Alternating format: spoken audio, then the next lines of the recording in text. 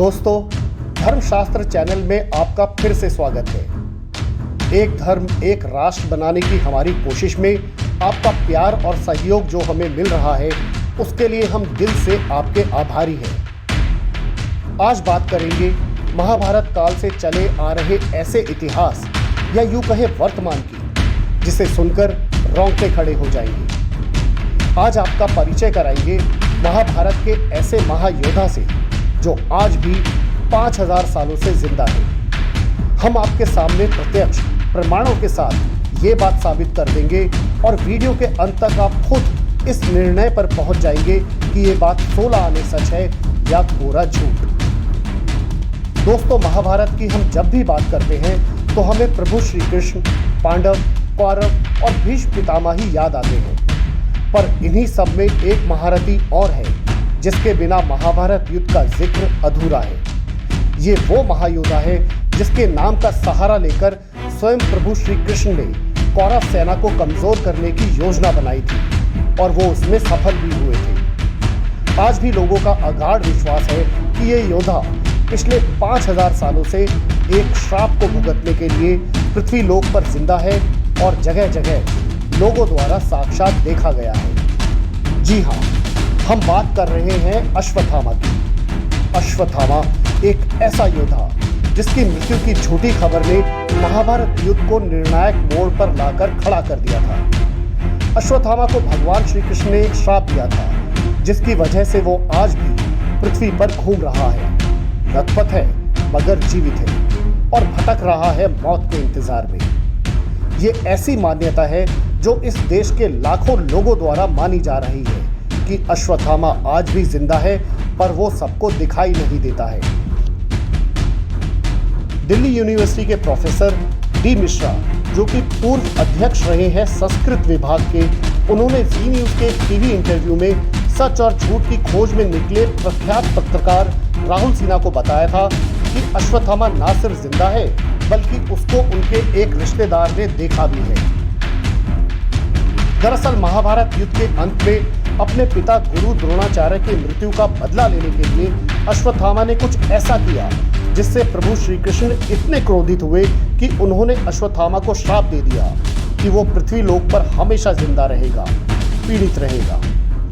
वो पृथ्वी लोक पर इतना दुख झेलेगा कि जीने से ज्यादा मौत उसे आसान लगेगी, लेकिन मौत भी उससे उतनी ही दूर रहेगी जितना एक पापी से भगवान दूर रहते हैं। अश्वत्थामा एक महान योद्धा था, लेकिन सच झूठ, धर्म अधर्म के युद्ध में उसने झूठ और अधर्म को चुना और इसी वजह से उसने कुछ ऐसा गलत काम किया जिसका दुष्परिणाम वो आज तक भोग रहा है। महाभारत युद्ध के अंत में अभिमन्यु की पत्नी उत्तरा के गर्भ में पल रहे शिशु पर अश्वत्थामा ने ब्रह्मास्त्र का प्रयोग कर उसकी हत्या करने की कोशिश की। भगवान श्री कृष्ण के प्रताप से बालक को कुछ नहीं हुआ, पर प्रभु श्री कृष्ण इस बात से इतना क्रोधित हो गए कि उन्होंने अपना सुदर्शन चक्र चलाकर अश्वत्थामा के माथे से वो चिंतामणि निकाल ली, जिसकी वजह से वो बलशाली और अजय था। मणि निकलते ही अश्वत्थामा दर्द से कराह उठा। शरीर में गहरे घाव और जगह जगह रिसते खून को देखकर भी प्रभु श्री कृष्ण को पापी अश्वत्थामा पर दया नहीं आई। भगवान कृष्ण का मानना था कि अश्वत्थामा का पाप अक्षम्य है और उसका यूं तड़पना और ऐसे ही पीड़ा और दुर्दशा में जीवित रहना उसका उचित दंड है। उनके इसी श्राप के कारण माना जाता है कि अश्वत्थामा आज भी जीवित है और दर दर की ठोकरें खाने को मजबूर है। कई लोगों ने अश्वत्थामा को देखने का दावा भी किया है। आज चर्चा हर उस जगह की होगी जहां लोगों का दावा है कि अश्वत्थामा को निश्चित रूप से देखा गया है। इस बात को सबूतों के जरिए आपके सामने लाया जाएगा। दोस्तों, आप लोगों के पास भी अगर अश्वत्थामा के जिंदा होने की कोई और जानकारी है तो हमें कमेंट बॉक्स में जरूर बताइएगा।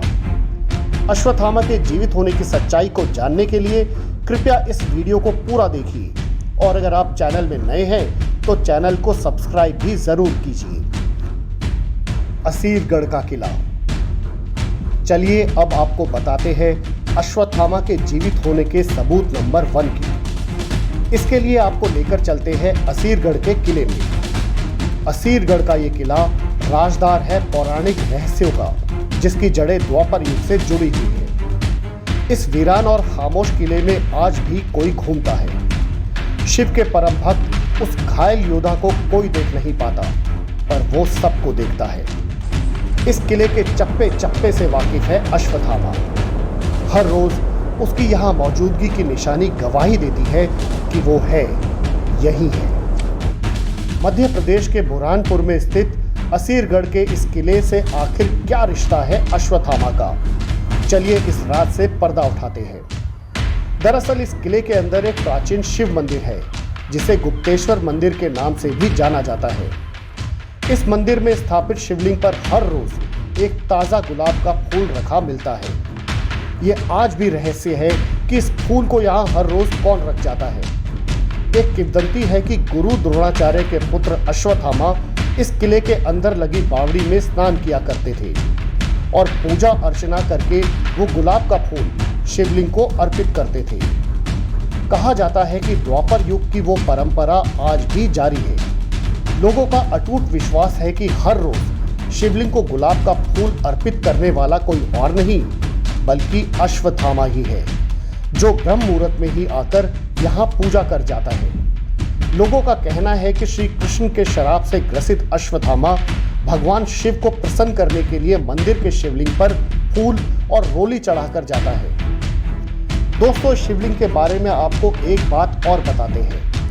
सूर्य की किरण जब इस किले पर पड़ती है तो आज भी सबसे पहले वो इस मंदिर में विराजमान शिवलिंग के ही दर्शन करती है। स्थानीय लोगों की माने तो जो भी अश्वत्थामा को देख लेता है उसका मानसिक संतुलन बिगड़ जाता है। साल 2016 में इस किले की खुदाई के दौरान एक सुरंग मिली थी, जिसे पुरातत्व विभाग ने प्राचीन काल की सुरंग होने का दावा किया था।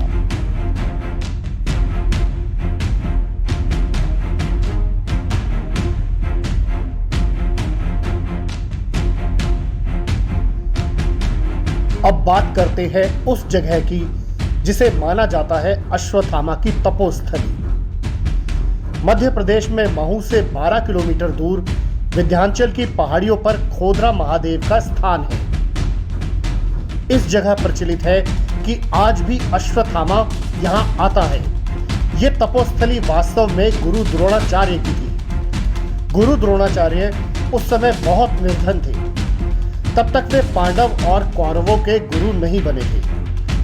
दूध न मिलने पर बालक अश्वत्थामा ने यहाँ 6 महीनों तक कठोर तपस्या की थी। तपस्या से प्रसन्न होकर भगवान भोलेनाथ ने अश्वत्थामा को दूध प्राप्ति का वरदान दिया और अश्वत्थामा ने पहली बार दूध का स्वाद चखा।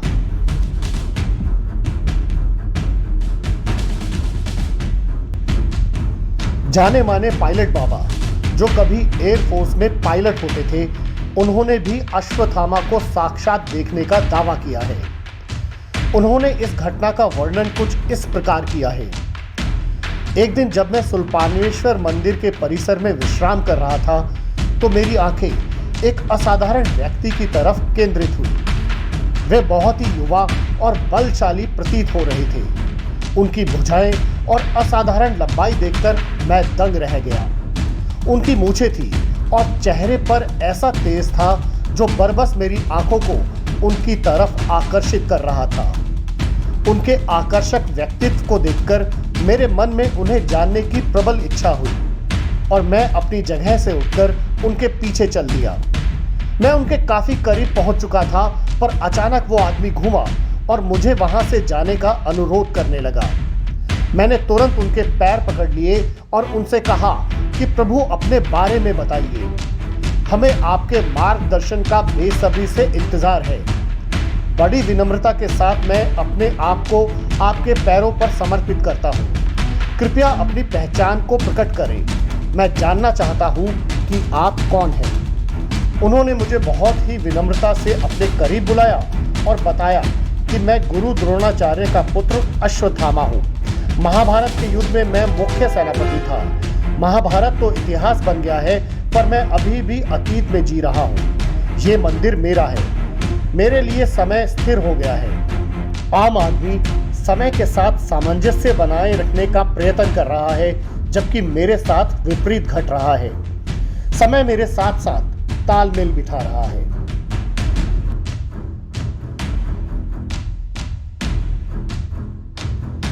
जब 1192 में पृथ्वीराज ने छल की वजह से युद्ध में पराजय का मुंह देखा तो वो जंगल में चले गए। वहां पृथ्वीराज एक बहुत ही बुजुर्ग व्यक्ति से मिले जिनके माथे और सर पर गहरी चोट के निशान थे। पृथ्वीराज आयुर्वेद के बहुत बड़े ज्ञाता थे।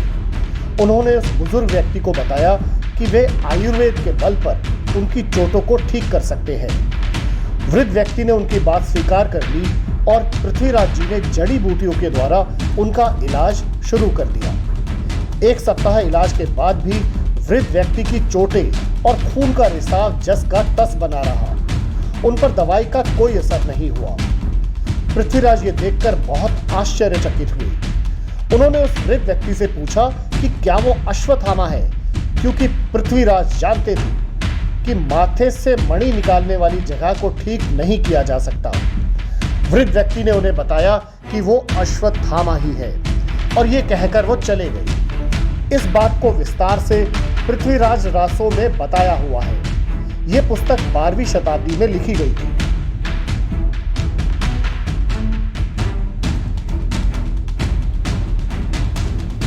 गुजरात के नर्मदा नदी के किनारे बसे एक गांव के कई लोगों ने यह दावा किया है कि उन्होंने कई बार एक अजीब आकृति वाले व्यक्ति को नदी के पास घूमते हुए देखा है।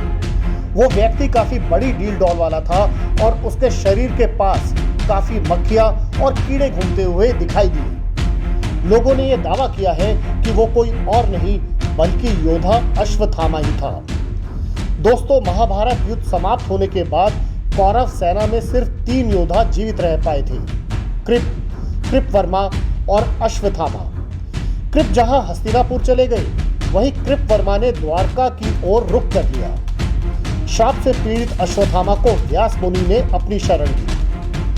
मध्य प्रदेश, उड़ीसा, महाराष्ट्र और उत्तराखंड के जंगलों में आज भी अश्वत्थामा को देखने की बातें चलती रहती है।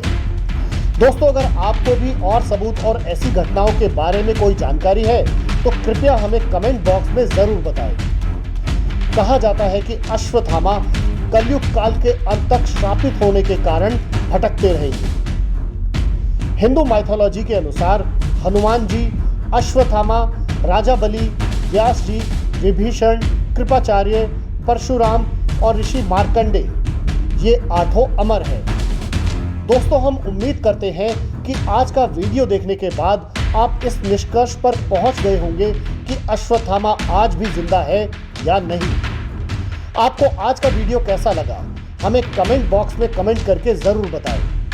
हिंदू आस्था और धर्म के प्रचार प्रसार के लिए आपसे अनुरोध है कि आप वीडियो को लाइक और हमारे चैनल को सब्सक्राइब जरूर करें। जय श्री राम।